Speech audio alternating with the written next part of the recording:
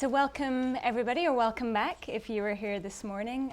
Thank you for joining us for our session on human rights and religious freedom in US-China relations. My name is Katie Stallard-Blanchette. I am a fellow here at the Wilson Center, before which I was based first in Russia, then in China as a foreign correspondent for the British broadcaster Sky News.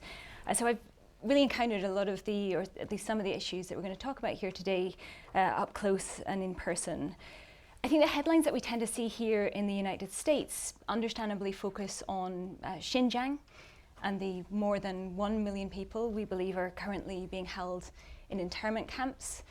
We're hearing reports of forced abortion, of rape, of sexual abuse in these camps.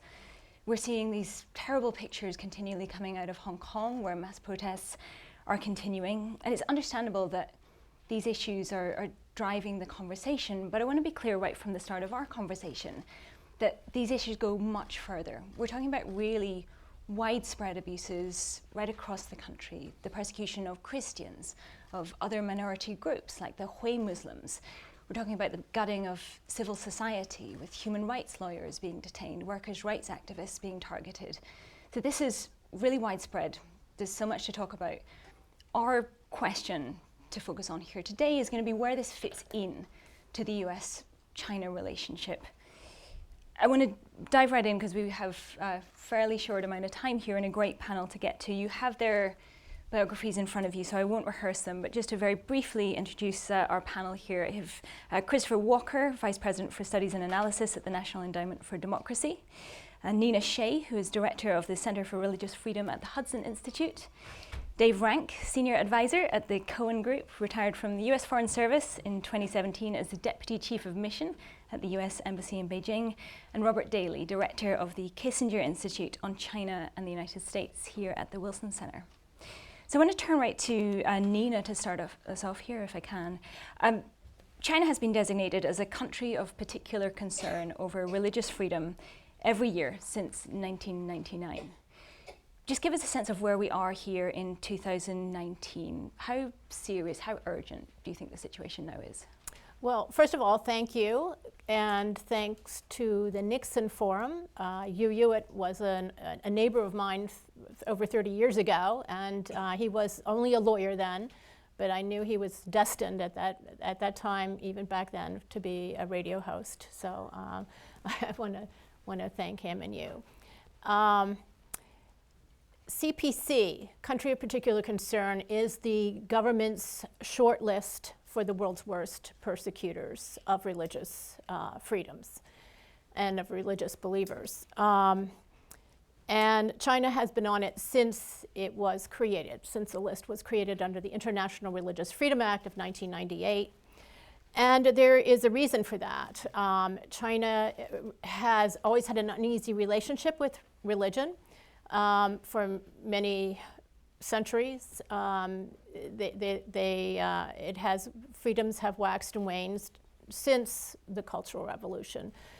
And it was more relaxed starting, I guess, in the 90s for Christians and Muslims. Still, there was a lot of pressure then and persecution on the Tibetan Buddhists and the Falun Gong. But now it's a scale and intensity that we really haven't seen, and the world hasn't seen, because they're introducing these high-tech measures to do it. And so religion, it seems across the board, is being used as an instrument of the state, and it is going to be allowed so far as it can be used in that purpose, for that purpose, and its religious leaders, essentially Communist Party apparatchiks, whose main purpose is to communicate and propagandize on the party's values, with President Xi's twist on that, and to continue the surveillance of their followers.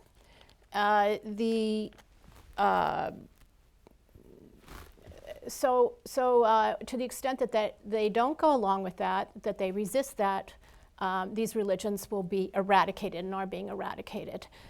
So let's, take the main groups. You mentioned the Uyghur Muslims. Yes, population out of 11 million, 1 million, maybe up to 3 million, according to the Pentagon, are in some kind of concentration camps, have gone through this re-education, indoctrination, brainwashing, and then onto something called, first the Chinese, Beijing denied that they existed. Then they said, well, they're vocational education and training.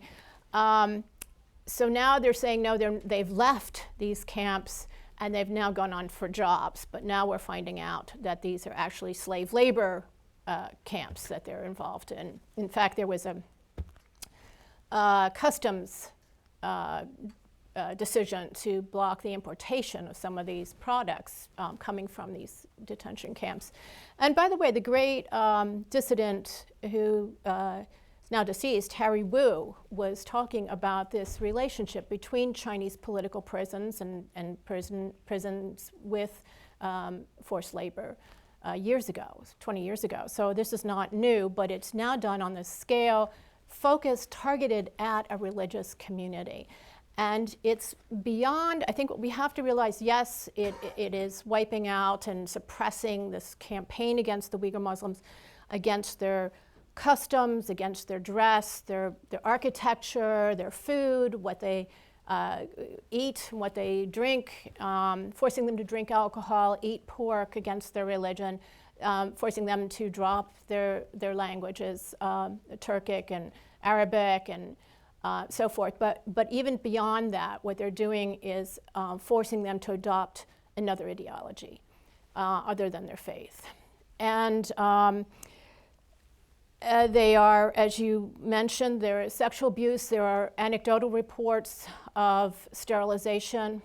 And if that's true, and if we can document that, then that is genocide. That is one of the markers of genocide under international law. So I have recently spoken to the State Department about that, and they said that they don't have a pattern yet, and we should be looking for that.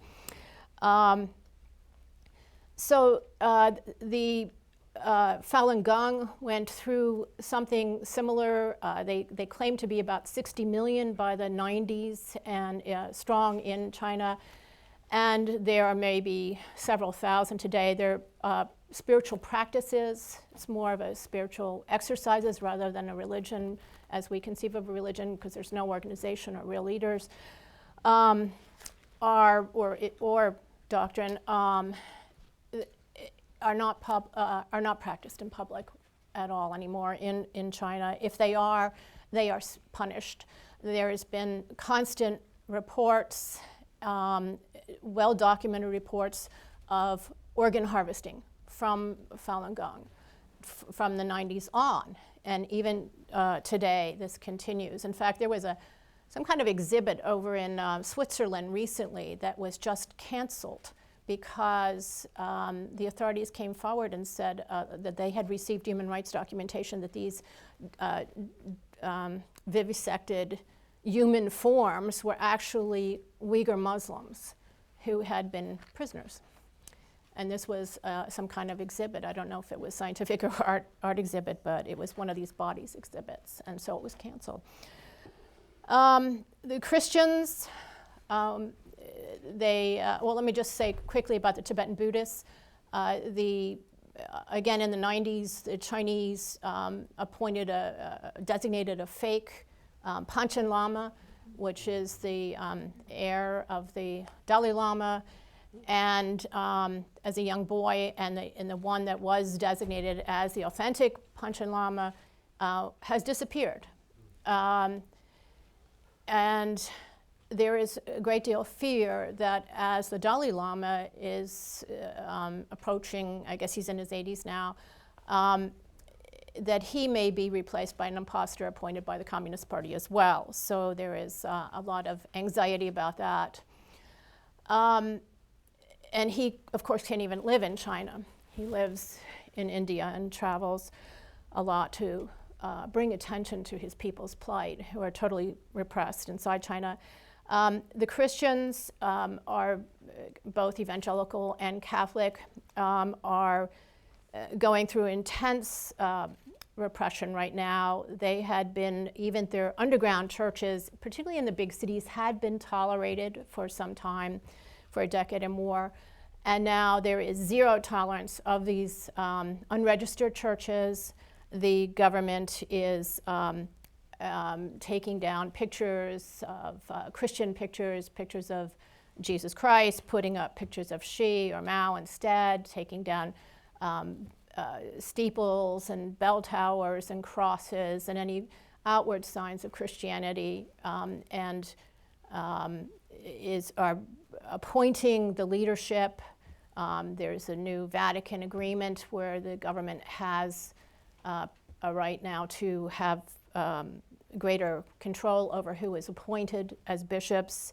The Bibles have been taken off the internet. You cannot buy them over the internet now, and the government is going through a retranslation process. So you have, again, the content of religion, religious ideology being replaced with Communist Party values and practices. Church services are being, Catholic Mass is being required to sing hymns of praise to the Communist Party as part of the services. Some schools, some towns, or some businesses are requiring no faith pledges by their students and workers. So there is, even in literature classes, when the Chinese students are studying foreign cultures, they scrub references in books like Robinson Crusoe of Bibles. So the story of Robinson Crusoe is that he finds some Bibles in the shipwreck and finds his moral compass from this. Well, that's all changed to just say he found some books. So they're really trying to eradicate the Christian symbols and leaders and deity, really, and make it more atheistic, more secular, more party-focused.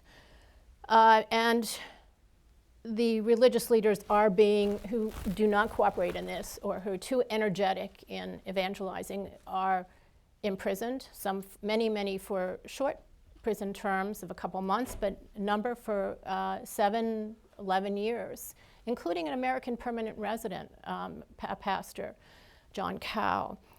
He is serving a 7-year term. And then I just want to mention that so it's the content of the religion that is changing in the last 2 years, really, for the Christians. The perpetuation and propagation of faith is becoming impossible. Youth are not allowed to have exposure, really, to religion, to Christianity. They're not allowed in the churches. They're not allowed the Bible schools have ended. Bible camps have ended. They are not allowed to participate even in Christmas celebrations or other celebrations of faith. And then the big tech is another new threat that is affecting all the religions, and that is this massive collection of, massive surveillance with facial recognition, gait recognition. There's some estimates that there are 500 million facial recognition cameras in China. Some estimates give far greater than that, and I've seen photos with just street signs and lampposts in streets just bristling with cameras. And this has been foisted on the churches as well. The largest underground Protestant church in Beijing was just closed because, that's Zion Church, closed over the past year, because the pastor was asked to put 28 surveillance cameras inside the church, including on his pulpit, trained at the congregation. He refused to do so, so it was shut down. And that was a church that was been around and tolerated, grew to be the biggest one in the country for 10 years, for 10 or 11 years. So there's this, for example, the big tech, the data analytics with all this collection of surveillance data and personal data. Priests have been asked to provide some of it. Muslims, when they go on the Hajj to Saudi Arabia, are asked to wear custom-made identity cards and with GPS tracking on them while they're gone. And of course, that's going on inside of China as well in Xinjiang. So, I could go on and on, but let me stop there. Well, I mean, it's a truly disturbing picture that you're painting there. Let me bring in Dave Rank, who's sitting next to you here. I mean, you've served as a U.S. diplomat in your last position as Deputy Chief of Mission, very senior position in Beijing. Give us a sense of, to the extent that you can, what options are open to U.S. officials here? How does this work? So when you hear these complaints, and you go in to have meetings with Chinese officials. I remember I was always told in Beijing by British diplomats, we don't engage in megaphone diplomacy. It's counterproductive. It's best brought up candidly, privately.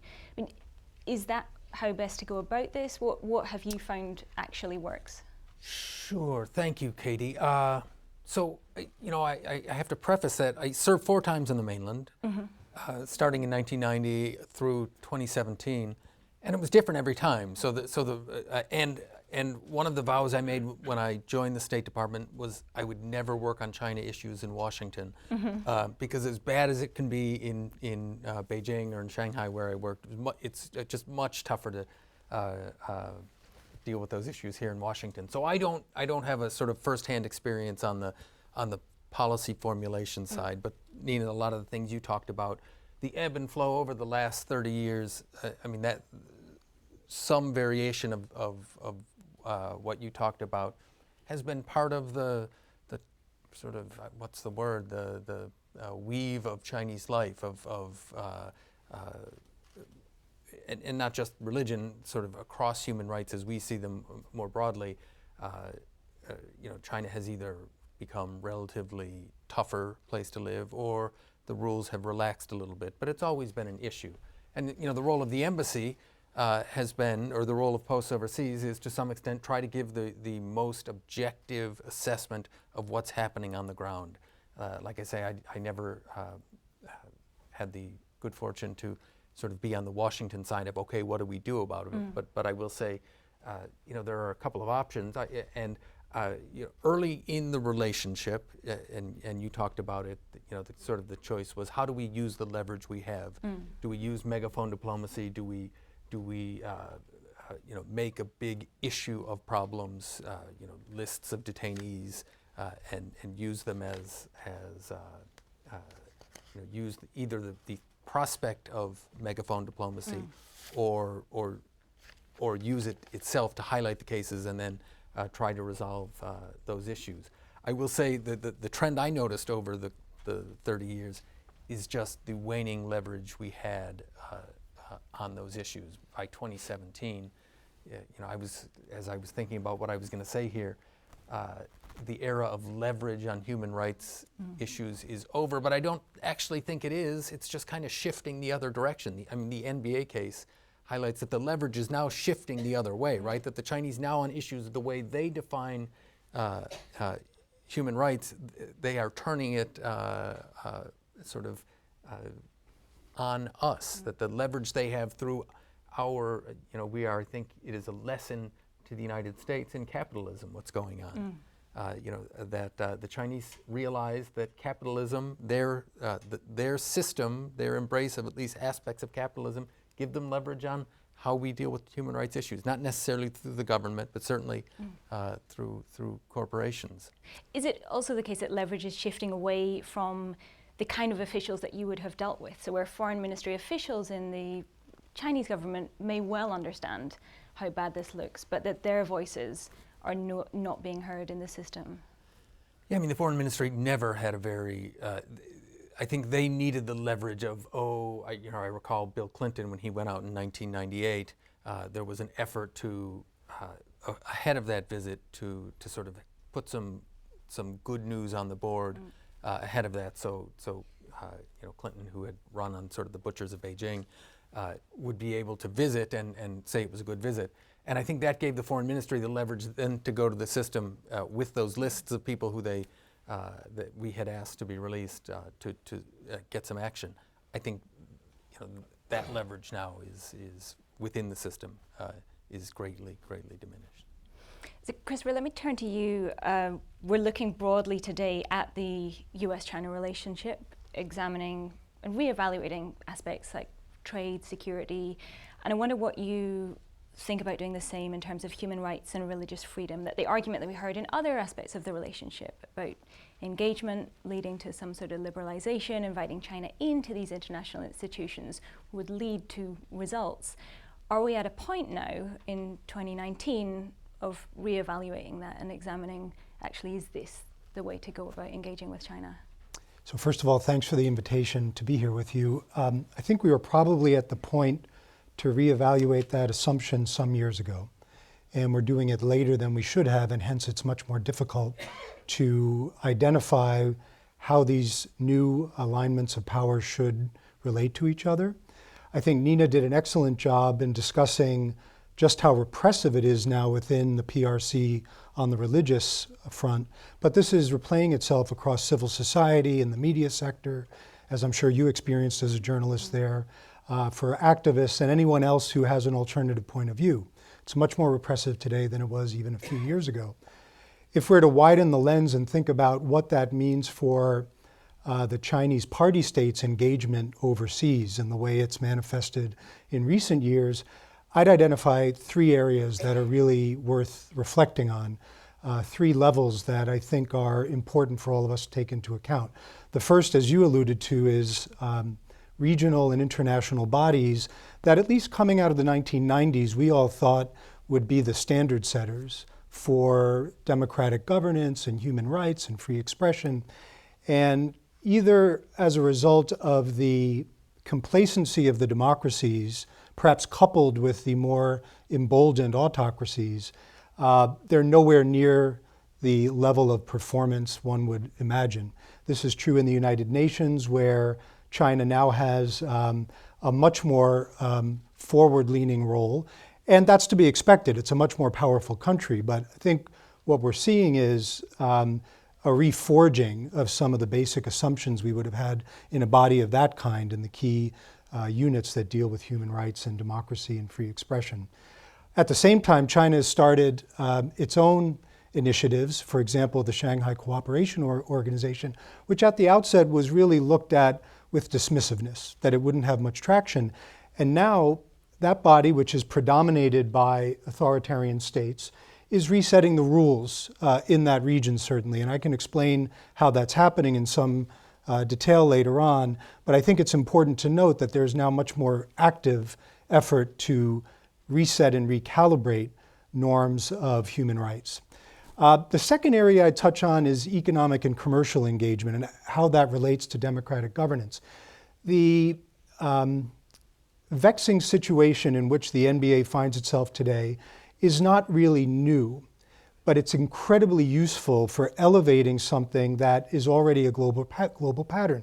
And that is, when you have a meaningful economic relationship with the PRC, there are certain subjects and topics that become off limits, that are sidelined or suppressed. And so what we're seeing with some of the most powerful people within the NBA context, whether it's in management, ownership, or the players, some of whom are arguably as powerful a global name or brand, there's several of them that could be alluded to in this discussion, trimming their sails on basic issues of freedom of expression, it really is a cause for reflection, because we're already seeing this in the university sector in North America and Europe, Australia. We're seeing it in the media sector in a whole host of ways that I can go into. The tech sector, where China's engagement both with our powerful companies that are operating from the US and elsewhere, but with the companies that they themselves are creating, which now operate beyond their borders, like WeChat and TikTok. This is really a dramatic change in the landscape and how the standards and expectations are set. So I won't go into more detail on those two areas right now, but I think it's just a scene setter. The third area I would emphasize now more broadly, and they're related to the first two, is the realm of ideas. Because I think coming out of the 1990s, for reasons that have been stated at this conference today, but in others, there really was an expectation that democracy and human rights would not be challenged in any meaningful way, certainly coming out of 1989, 1991. I just returned from Central Europe yesterday, and during the discussions there was a reminder that June 4th, 1989 was both the onset of the roundtable discussions in Poland, which led to some quite good outcomes in that part of the world coming into the 1990s, and the Tiananmen Square massacre. And so, in a sense, looking back 30 years, we see the two courses that were taken out of that era. And I don't think we reflected hard enough about what a reinvigorated China would mean for the globe as it became more powerful and did not liberalize, confounding our expectations. And so today we see, for example, in the realm of media, multi-billion-dollar investments in the media space by the Chinese authorities globally, both at home and beyond their borders, which push certain ideas that rights are divisible and they should be circumscribed and that they should be limited to certain areas, usually areas of physical needs and not freedom of expression, association, and so forth. And those are starting to get traction in some places. I would note just in conclusion that part of this, I think, is a reflection of the United States and its democratic allies not making the investments that are necessary in this space, where Russia, China, and others are making the investments in this space. And I can recall conversations as recently as 7 or 8 or 9 years ago where people were incredibly dismissive of what the investments by what at the time seemed quite gray authoritarian systems, even though they really weren't already at that point, on what they could do in this kind of space. And they've actually proven they can do quite a lot. And I think unless we come to terms with that and really start to compete more meaningfully in the ideas space, we're going to find ourselves on our heels for quite some time to come. And if we're having this conversation, say 5 years from now, and it's pretty much status quo, we will invariably be in a much less friendly situation. So let me bring in Robert on we had a couple of mentions now of the situation that the NBA has been grappling very publicly with. We had a sort of satirical apology from the makers of South Park on this, who actually I thought captured this pretty well. Hysterical meaning funny. Satirical. Oh, satirical. Satirical, it's the accent. Yes, great apology. Satirical. But I think the line was, "We too love money more than freedom and democracy." Right. Is that essentially the proposition that is being put to United States companies, institutions, sports teams who want to do business in China, that these are the terms of that relationship?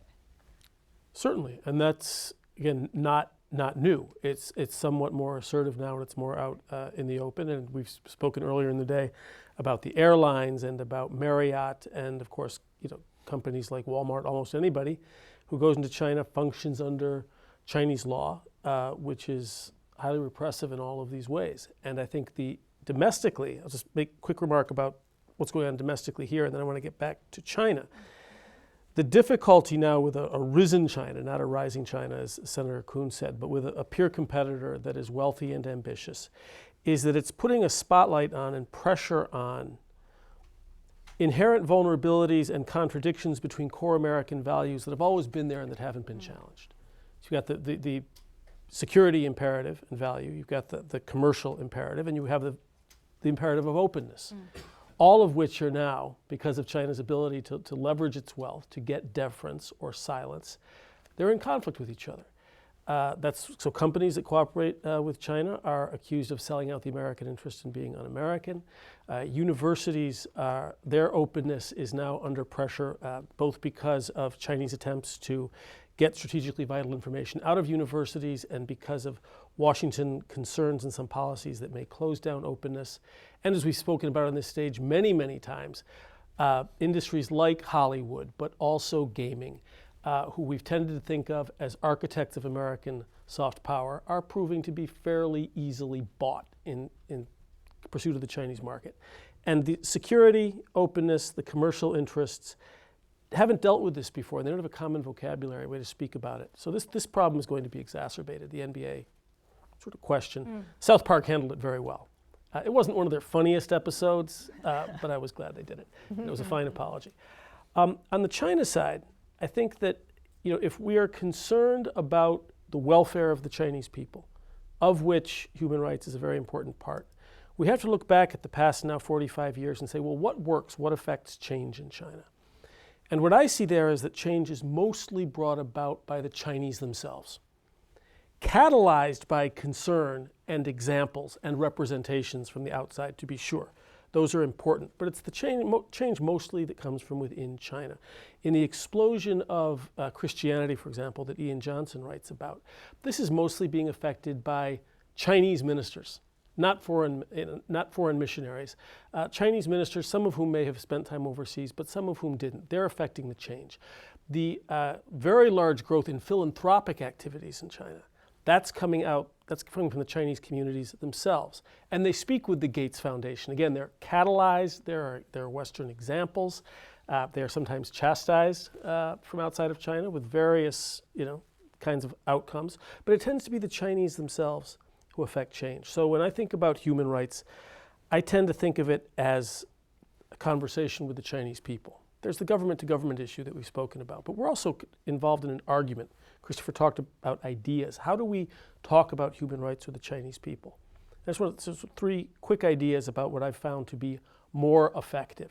This is gradual and unsatisfactory, but this is not just about telling the Chinese what they do wrong. So let me just ask Dave if you agree with that. I mean, one thing that occurs to me is that the Chinese Communist Party has really inserted themselves as the interlocutor on behalf of the Chinese people. So I mean, what is effective in terms of communicating with Chinese people inside of China and in terms of areas that the United States can leverage for influence? Yeah, I think I agree with Robert. Look, the country over which we have influence is our own, right? Right. We have tried a ton of different approaches with China, and like I say, as our leverage has decreased, all of those have become less effective. I think the way we influence the conversation in China is by living our values here, and we do that to mixed degrees of success. I think we haven't shown very well recently, though, and that hurts, and that's probably that's makes our job harder than almost anything else out there. But do those values include then still speaking out? I remember Barack Obama used to say, when we go abroad, we don't leave our values at home. Does that apply to American officials, American companies? Well, I mean, American officials certainly. American companies, and I think Senator Coons talked about it very well. I mean, this is sort of the reckoning we have, and I agree with his take on the Cold War. But if you look at the U.S.-Soviet confrontation, it strikes me that we didn't have to ask, where we developed the concept of liberal democracy and capitalism as essentially one and the same thing. And I think now that we look at the challenge of China, we realize you can be, that capitalism is sort of, there's a tip ball there, and that the Chinese have figured out it's a different style of capitalism, but they are using that to push for their interpretation of what human rights are, sort of what the basic social contract is. And so I think we're going to have to figure out, I don't know what the answer to that is, other than if our expectation is today that American companies, or companies that, as he described, have their headquarters in the United States, are going to de facto be bearers of American values when their charters and their sort of fiduciary responsibility is to deliver shareholder value, I think our hopes are misplaced at this point. Yeah.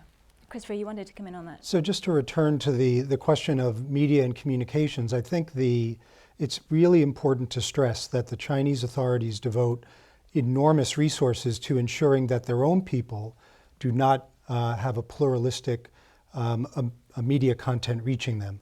It may be diverse today, and this is one of the challenges we face. The media space in China today is not the media space of 1980. Mm-hmm. It's a much more diverse, vibrant space, but it's not politically plural. That's what the authorities seek to suppress. Meanwhile, there's massive investment beyond China's borders, including to consumers of Chinese language content beyond the PRC's borders for the diaspora, which really have few choices today. And there's enormous effort made by the authorities to ensure that the state's voice is the principal voice. And I think what it tells us is that the authorities in these authoritarian states, and it's true in Russia as well, they know this is important, and hence they invest in it. We've forgotten in the democracies that it is important, and therefore we haven't invested in the same way. So if you were to compare, just for example, Radio Free Asia, which does important work, they have a preposterously small budget when it comes to their work relating to China. It's minuscule compared to what they face from the authorities in Beijing. So I think any discussion of this kind of issue has to reckon with this incredible asymmetry in investment that has taken shape over the last several decades. I think until we do that, we're not having a serious reckoning with what we face. And Nina, I wanted to also bring you in to bring this onto the discussion around, we've seen the Chinese Communist Party enter into a provisional agreement now with the Vatican, I think a year ago. It seems that that is benefiting the Communist Party very much. It's not clear how well that is working in the other direction. What's your view on where we are and whether I think there is a year left now to make the decision on whether that's right. Final? Yeah, it is a provisional. We know two things about this agreement. One is that it's provisional and it expires in a year from last month. And we don't know which way it's going to go. And the other thing we know about it is that it's secret. So the contents we're not sure of, but we think it's about the mechanics of appointing the church's leaders inside China and giving the Chinese Communist Party really the control over who gets appointed. Maybe the Pope has a veto power. Maybe he has the right to rubber stamp it. We don't quite know. It hasn't been tested. The one example we have is there are two bishops have been appointed recently by the government, and they had been secretly approved of by the prior popes years ago. So this is really not something part of the new process.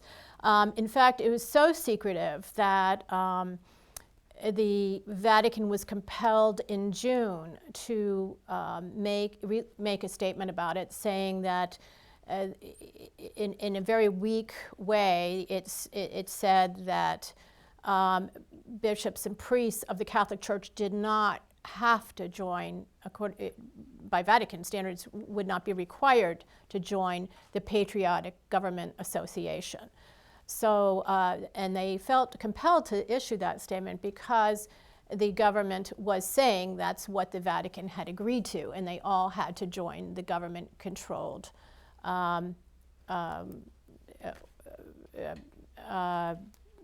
Catholic Association. So the Cardinal Zen of Hong Kong, emeritus, made a very, I think, astute point about this agreement, saying that it was a catastrophe, and that the reason why was because the party, because it's secret, we don't know the contents, even after a year, which is extraordinary. There have been no leaks. That the government and party can go to the Catholic faithful and say, this is what the Vatican wants you to do. The Vatican is basically saying by this agreement, trust us, we're going to keep it all secret, you're not going to know, but trust us, we know what we're doing. And the party and government goes out and says, this is what the Vatican wants you to do. And that is to take up Sinization as a communist values and ideology with a twist of President Shea. I just want to make another point, going back to the prior discussion, Katie, if I can, and that is, it was no accident that there were two divergent paths in 1989 in Europe, and in Eastern Europe, and then in China. The Chinese were very closely watching what was happening in Poland, and they blamed the fall of communism on the Pope and the Catholic Church and the influence of churches and religion and Christian religions. And it was at that point that they made churches register. They required them to register, and particularly those in the countryside, and called those who did not register, the underground, as banned or evil cults, and tried to shut them down, at least in the countryside. So the churches in particular have had this exponential growth to about 100 million, estimated by sociologists at Purdue University. That is more, or was more than the Communist Party, which was estimated to be about 90 million, and is projected to be, in 10 years, to be the largest Christian church in the world with 250 million. This is both underground and patriotic churches together, but the vast majority of this growth is in the Protestant underground. And that trajectory has given a lot of confidence to these Christians and the world's perception of China as having a large Christian presence. And in fact, indeed, it is really the only civic society that is nationwide, are the Christian churches that are independent of the government and are Chinese, not foreign media. So this is a very important test case for not just Christianity or religion, but for sort of the political structure and civil society and freedom for China. And they are being, the US companies are complicit in some cases with this surveillance, providing parts for these cameras, for the computers, that is going into the social credit system where everybody gets a personal score and you get excluded from all the necessities of life and luxuries and benefits of life if you get a low social credit score. If you meet with foreigners who have low credit scores, you will get a low credit score. So that's the theory. That's how it's supposed to be working, according to the Chinese. And the last month, in this month, the U.S. Department of Commerce added 28 Chinese organizations to our entities list. So U.S. companies will no longer be able to export to these companies, and that are in Xinjiang or directed at Xinjiang with the cameras and the surveillance equipment. Also, likewise, the State Department has put individual officials who are responsible for the torment of the Uyghur Muslims on a visa restriction list. And there's legislation and a movement in the private sector to divest pension funds from these entities that, these companies that could end up on the entities list because they're somehow involved in the surveillance system. And really it is a national security. Their approach to surveillance, to 5G, to quantum computing is a threat to our own national security at this point. They have, are on the verge or do have the ability to penetrate data clouds. And that's for US military. They're on the verge of this breakthrough for US military, companies, and everybody else, governments, everybody else. So let me ask Dave, this is a very unfair question for which I apologize, but I wonder if you can try to help us to understand the calculation from the Chinese side. In terms of, so when we're hearing Nina talk about the number of people who are converting to Christianity, for instance, do you think the Communist Party looks at this and perceives it as just number one, a threat to their security before any consideration of religious freedom, human rights, reputational damage? You're right. It is very awkward. I will pretend I can speak for the Chinese guy. Look, I think the conclusion from 1989 and the conclusion from Falun Gong, which, what was that, 2001, And the sort of fundamental rule of governing in China is survival. So, you know, something that poses a threat. The conclusion they took from 1989 was, you know, you can reform economically, but you can't relax politically.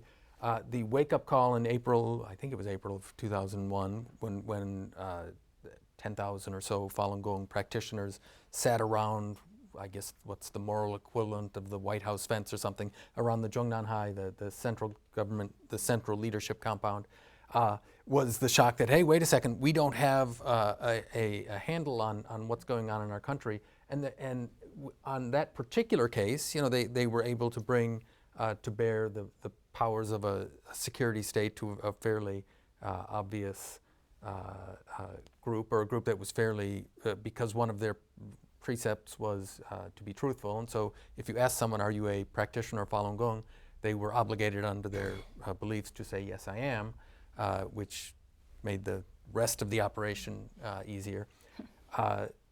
And so I think, you know, sort of it all gets to, you know, and I think a genuine belief in leadership circles in China that survival of the Communist Party is a good thing. Look what we've done since 1978, that we have brought development, and, you know, 99.99% of the people want to just look at TikTok videos, and they are living a much better life than they lived in 1978, and that is the fundamental requirement. That's the fundamental obligation of a government, is to deliver those things. And if the consequence of that is that, you know, that small fraction of the population who is unhappy with that arrangement, you know, if that's the cost, that is acceptable. And look, the Chinese people voted in 1949 for this system, so there we are. The views of this, you know, do not reflect those of Xi Jinping. Robert, I mean, even an unfairer question perhaps, but I mean, it strikes me that I'm not hearing any sense that there are meaningful ways to push back at this stage. I feel like I'm hearing a variety of, we should engage. I'm not clear what the options other than what we're doing at the moment, which have gotten us to where we are. For the United States. Yes. Yeah, well, I think that Nina's already, in a way, she's pointed to a classic Chinese contradiction, which indicates that there are options. You started with all this list of sort of these horrible things that have gone on to suppress religion in China, and an anticipated 150% growth in the number of believing Christians. Well, excuse me, teacher, I have a question, right? I mean, clearly, it's not the case that everybody is marching in lockstep with the Communist Party. They're not all powerful. It's clear that they are listening to other voices. It is clear, above all, that China continues to change very rapidly.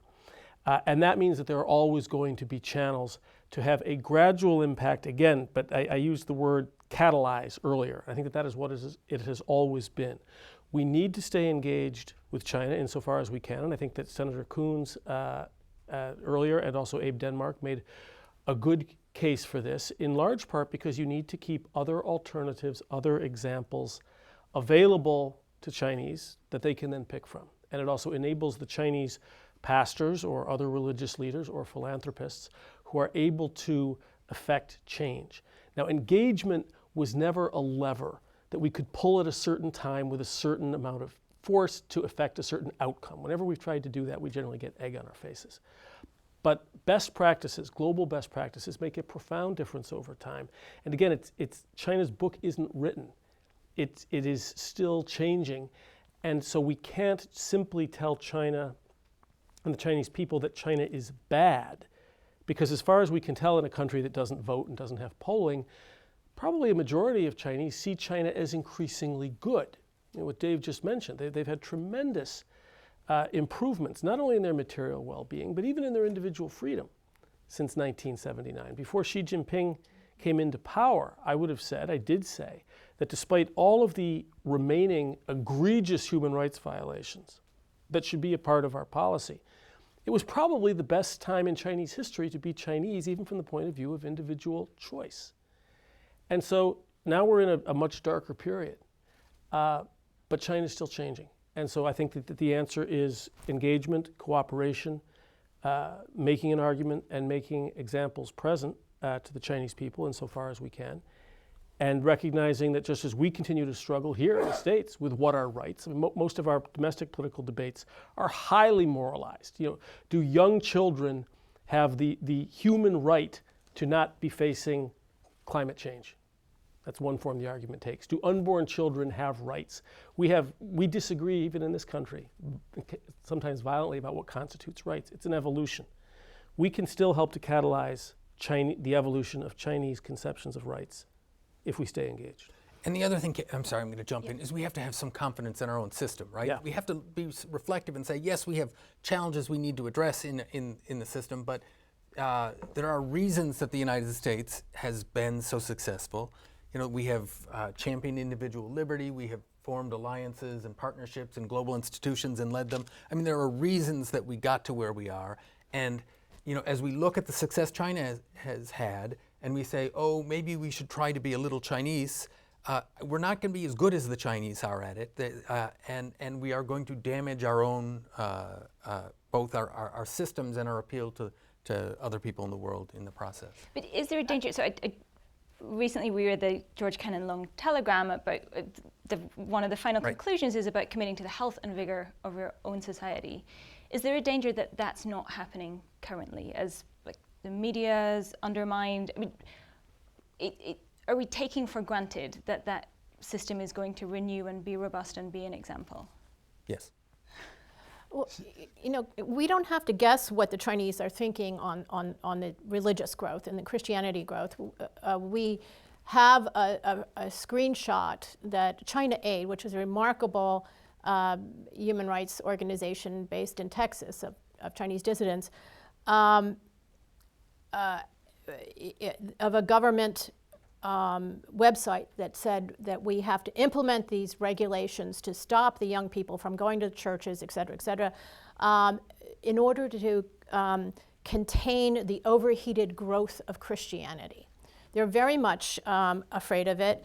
And I think that we can't say this is, only a small fraction of the people are, displeased by China's path. There was the one-child policy affected every single family in China. And we know that they must have chafed at that. They must have been very upset that they could not determine how many children they would have. See, you'd get me in trouble, Katie. And I think that the religious believers of all stripes are very concerned by, and it is shown to be more popular by its membership and growth than the Communist Party itself. And we have a little glimpse of what they're thinking from Hong Kong, where people are terrified, especially the young people, about what may be coming to their neighborhood real soon. So I think that we can't conclude that only a small fraction are displeased with it because their material wealth. I think I said that indications seem to be that most Chinese see China getting better and improving. I don't think I said a small fraction. Maybe I think we have to be very cautious with those sorts of assumptions because we just don't know. Right. We don't have elections that would express the preferences of the people. And even online, where there was a better chance in the recent past to get a sense of this, the authorities are getting much better, in part using artificial intelligence to censor and in some cases even preemptively censor, which is already happening in Xinjiang. So I think it's entirely possible that there's far more displeasure than we imagine. But I think because we don't know, we shouldn't imagine what we think it might be. And let me just say a word about engagement. I think the false choice in the discussion over the last several decades has been this either-or thing, of we either engage or we isolate. I think what we could have done and what we need to do now is to engage, but with a clear understanding of what our principles are. Mm-hmm. We essentially had unconditional engagement that was driven through an economic-centric lens, essentially through our lens. I mean, I say our, the democracy's lens. It's not just the United States. It's essentially every open society that was looking to engage in some form, setting aside some of these essential issues that we've been discussing here. And now we're paying a price, and now we're playing catch up because it's not just about the evident and systematic and clear abuses within China, but now we're contending with China's engagement beyond its borders in ways that are in so many ways unfriendly to democratic and human rights standards. And I would say the challenge that the NBA has brought before our eyes tells us a few things, and I'll just give a couple of examples in other parts of the world. Our most powerful figures and institutions are willing to curb their expression. If you look at the way China engages in Latin America or Sub-Saharan Africa and the way they're doing business there, we also see that when, say, and I'll use a very specific example, which is one of many, in Ecuador, the ECU 911 technology package that was taken in by the Ecuadorian authorities was not discussed at all in a meaningful way in the public. And when you look at the way a satellite facility was established in southern Argentina, in the way in which the railroad deals in Kenya were established, a raft of deals in Serbia, purposefully picking a very diverse geographic set of countries, in every one of these cases, there's virtually no public discussion of the deals because they're cut with policy elites, political elites, typically in the executive branch in these settings. So civil society, independent media, which you'll find in the countries I alluded to, are cut out of the discussion. And I think when you peel the layers down a little bit, you see opacity and secrecy kind of as the pattern across all of these areas. And for our partners, for vulnerable democracies that are looking and aspiring to something better, for established democracies like Canada, Australia, the UK and others that are contending with their engagement with China, we're all in this boat together. So part of the solution is reforging democratic unity, democratic solidarity, not succumbing to divide and conquer tactics, which are visible both at the state level and the institutional level. The NBA is a great example of this. If NBA's management and ownership, before this ever happened, had said, if we are hit with something like this, we will respond in a unified way. Every team together with management, that we do not compromise on free speech, it would have been a different dynamic. Now everybody's scrambling, and it's the same thing that happens to universities, same things that happens to media companies, technology companies. And so this principle of solidarity and unity is crucial. It's not easy. I don't suggest it is. Collective action is never easy. But until we at least start a process of thinking these things through and have some preparation and purposefulness, we'll be at a loss for quite some time. But are you optimistic that the NBA would have said, we will forego, I don't know what the percentage of their revenue is, that for the principle of free speech? So I think this is the question, and you've hinted at this. I think all of our institutions have to grapple with this now, whether it's publishing companies which prune their content in order to reach the Chinese market, whether it's our entertainment companies, which will modify their screenplays in order to do that. At some point, we have to say, where do we draw the line? There was a line not all that long ago that was a little bit smaller. The circle was a little bit smaller. It used to just be the T's, Tiananmen, Tibet, Taiwan. And now that circle has grown, as I understand it, where people are willing to forego their speech on a host of other issues, whether it's elite corruption, politics in China, business in their own countries related to China, BRI-related things. And so the logical extension of this, if we don't have some principles behind them, is that the circle grows. And in coming years, there's even less we'll be talking about. Well, we should have that discussion. I think we should have the principles and not sell them away. But that's a discussion that I think all the democracies have to have now. So let me throw something leading on from that out and see who wants to grab it. A not unforeseeable situation is that there's a violent crackdown in Hong Kong. What are the options open to the Trump administration then? What should the United States do in that situation? Sanctions. And there is, Magnitsky sanctions can target individuals who are responsible for this crackdown. They could, Communist Party officials, for example, or the governor or whomever. And there's also legislation pending, which China is very angry about, tying special trade status with Hong Kong, tying it to how this all unfolds. So, I think that we do have some tools in our arsenal to put some pressure on them. They may just well kill the goose that laid the golden egg if they go down this route with Hong Kong, and they have to understand that as a deterrent. And I just want to take issue with one thing that I think, Robert, maybe you said, that China is not all powerful. The Chinese Communist Party is not all powerful. Yeah, well, in fact, it's becoming at least omniscient, if not all powerful. There's a new app called Study the Nation, which is a propaganda app developed by the Communist Party in Alabama. And it has a backdoor entry into all your social media, your internet history, your photographs, your contact list, and it's required by certain, they require this Chinese app, Communist Party members are required to have it. and lawyers. And I can see in not too distant future where religious leaders would have to have this app. Right. It really does a very all-encompassing job of monitoring what you're thinking, reading, contacting who you're... It aspires to that. We don't really quite know what the social credit system is going to be in practice yet. And we've heard some voices that object to this from within China. There are a couple of pilot projects. It's extremely worrisome. And at its worst, it is, as Nina has described it, but we don't quite yet know what this is going to become. Well, the point is they have the capacity for this app is already there. Well, capacity is something that a great many countries have. They do have a much stronger interest in implementing it and in a drift toward a kind of a techno-totalitarianism. They have shown the desire to do this by their treatment of the Uyghur Muslims. I mean, this is absolutely extraordinary what they've done.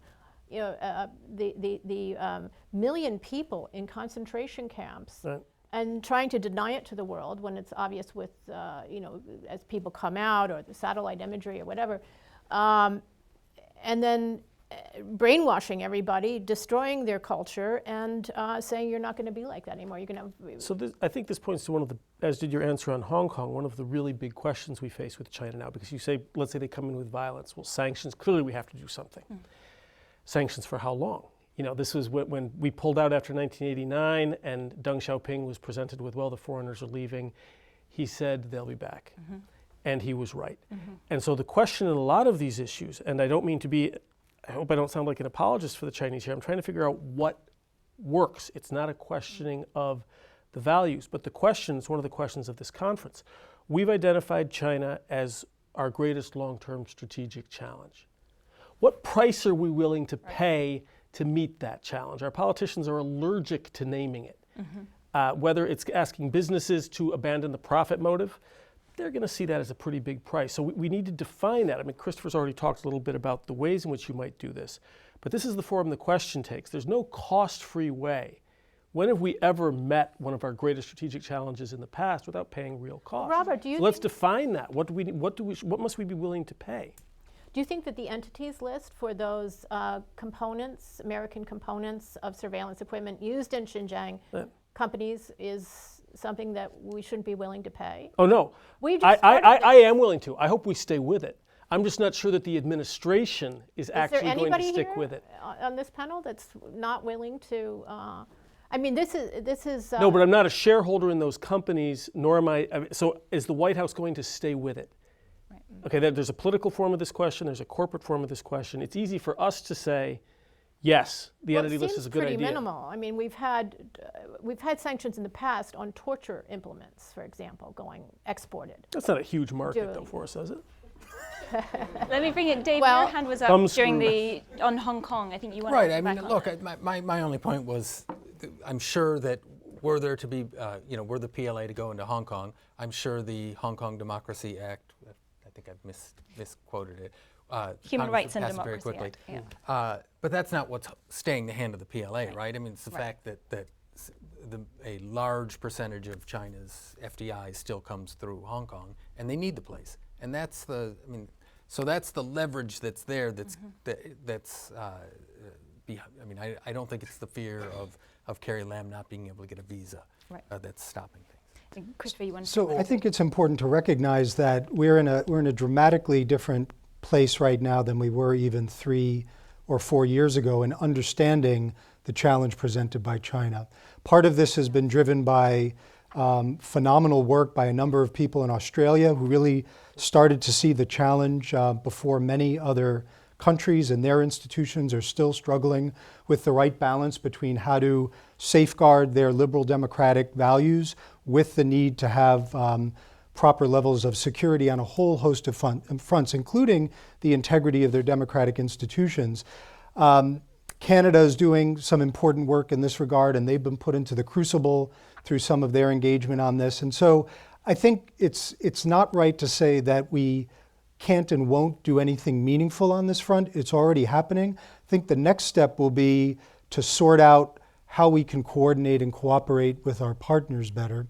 And that won't be easy. I mean, this is going to be a long-term challenge precisely because the investments, the engagements, the purposefulness that has come from China over the last years has a lot of momentum behind it, and we're just getting our bearings. But I'm confident that when open societies do get their bearings, they will respond in a way that will have their interests safeguarded, which I think will be better for the world. Let me just put a plug in for Samantha Hoffman, who's doing top flight work on the technology issue and understanding what China's ambitions are and how that fits into their overall strategy. It's really compelling reading, and I think it should be required reading for anyone who's interested in China. Thank you. I want to make sure we get a couple of questions from the audience too. So let me ask anyone who has a question for our panel. In the center here, if you just wait for the microphone to reach you so we can hear you on the webcast. And if you just identify yourself. Yes, my name is Carl Weichel. I have two questions regarding this intriguing partnership with the Vatican that seems unusual or strange bedfellows. Firstly, the Vatican's approach worldwide towards birth control and abortion are diametrically opposed by China. So could the benefit for China be that it offers, in its diminishing worldwide membership, it offers a spark of growth for the Vatican? There is a new population that can expand the Catholic Church with a much more modified belief system. And secondly, regarding that outward statement that China says that communism was the fall of Eastern Europe and communism. Well, actually, the Soviet Union allowed Poland in itself full rights with the Vatican, as 90% of the people were Catholic, and all the other Eastern European countries, the Soviets closed down or squeezed the church. So that relationship that the Vatican had politically and around the world, the Belt and Road Initiative, all goes through the Catholic world throughout Latin America and parts of Africa. So there could be some mutual agreement that the Vatican is losing a high moral ground and sees an association with China that can help it in other ways. Just some thoughts. Yeah, well, that's a lot to unpack. They, yes, they are definitely, I think, losing some high moral ground. They cannot criticize the abortion policy or the capital punishment policy or the immigration, refugee policy of China or any other policy. They cannot criticize anything. They have to, in fact, toe the propaganda line. That's going to be required of them now. They have been negotiating for 30 years, 20 to 30 years. They have been negotiating an agreement with the Chinese. And Catholicism, Christianity came with the Nestorians in the 7th century to China. It was suppressed. It came back with the Franciscans in the 13th and then the Jesuits in the 15th. And so it has had a long checkered history there of being tolerated, catching the imagination of some of the people and getting converts and then being totally suppressed. So this has been a long project for the Vatican. And I read in the Catholic press that the Pope Francis told an underground bishop this summer after the agreement was signed that they felt compelled to sign this, that it was extortion, that the government was threatening to appoint 45 of its own bishops without any involvement with the Vatican or the Pope and call it the Catholic Church. So to prevent that kind of schism, they wanted to go in this route, and they thought that it will leave open a door for further negotiation, and their big wish is to have the Pope come to China. That's the Vatican's wish. She went to Rome last March. He did not visit the Pope, as is customary with heads of state, so I'm not sure that they're going to get much beyond a booth at the Horticultural Society, which they did in Beijing. So it's been, I think, a bad deal for the Catholics, but not knowing exactly whether that story is true, whether the extortion story is true. It came from a very reliable source, but it was about third hand, so that may explain it. I don't think it was a response to the Belt and Road or any new development. I think this is something they've been working on and hoping for. And you know, the Vatican bureaucracy likes grand gestures and treaties and deals, just like our State Department, no offense. But you know, they would like to have this kind of an agreement in any event. And I think it's interesting that the Secretary of State, Parolin, said that after signing it, he told the press it is not a good deal. It's not a good agreement.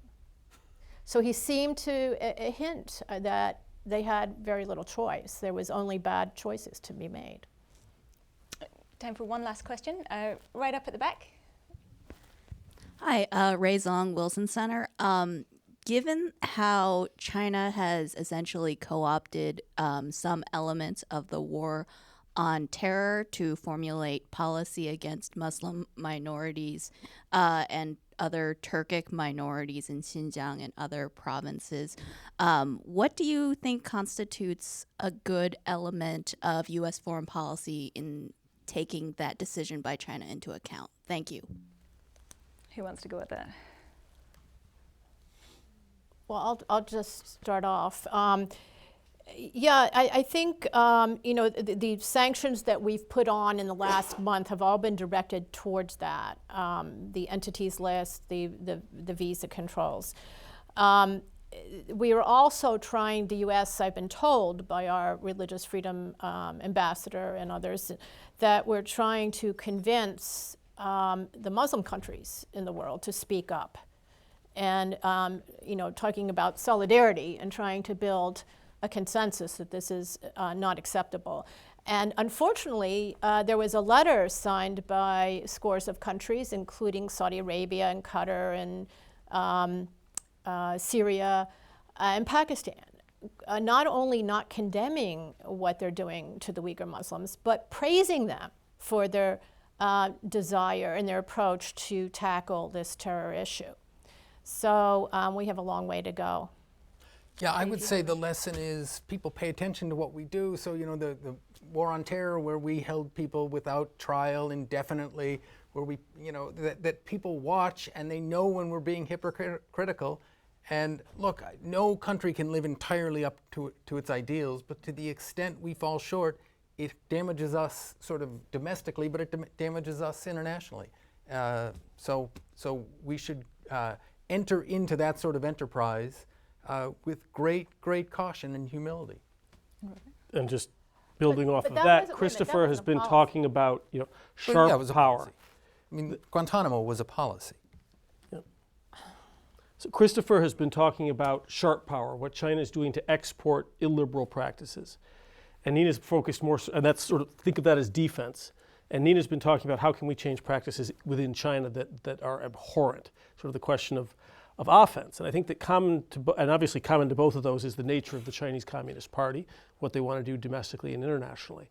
But I think that in terms of policy, in terms of sort of the defense against sharp power and offense in terms of changing China, that Dave is right. A big part of the answer is having our own house in order and being the best exemplar we can be of the values that have always been admired. And that's, I mean, the more we look here at all these different aspects of U.S.-China relations, for everything that we're rightly concerned with China, it tends to be the case that items 1 through 8 are get our own house in order, and then 9 and 10 is, you know, hit hard to change Chinese behavior in any way we can. Well, I can't let that go. I Let me mean, just say a quick word.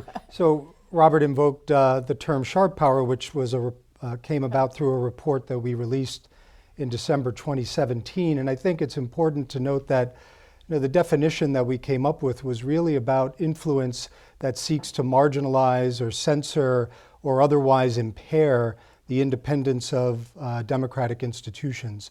And I think what we see in China's case beyond their borders is that when China engages, there can be an adverse effect in so many ways. And so part of this, you can stipulate that the US and a host of other countries need to get their house in order. I think that would be wonderful, and we should seek to effectuate that. But that won't help us deal with this larger global challenge that has emerged, where our allies and partners and independent institutions are facing enormous challenges for which they're ill prepared. And so I think it's important to recognize that any discussion of getting houses in order has to be seen as two sides of a coin.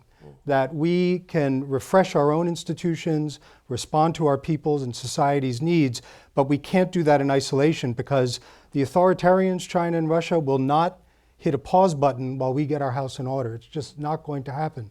And so any discussion of this kind has to have a meaningful discussion about both sides of that coin. We are out of time. I think the diplomatic readout of this would be a robust, candid discussion, which is always the best sort of panel. So I want to thank you all for your attention to this very important subject, and thank our panelists. Thank you for the moderation. Thank you. Yeah, thank you.